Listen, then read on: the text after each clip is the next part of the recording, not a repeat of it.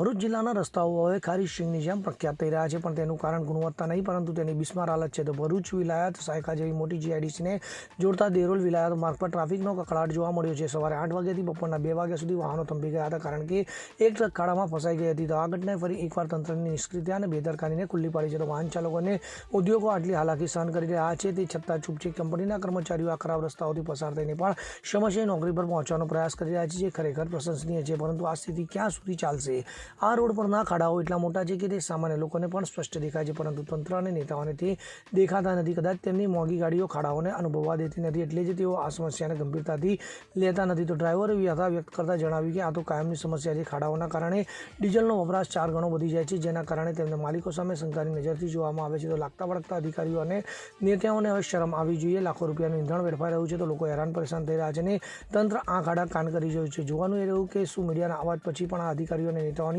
આંખો ખુલશે અને શું આ રસ્તાનું સમારકામ થશે. બ્યુરો રિપોર્ટ, ખબર ગુજરાત લાઈવ.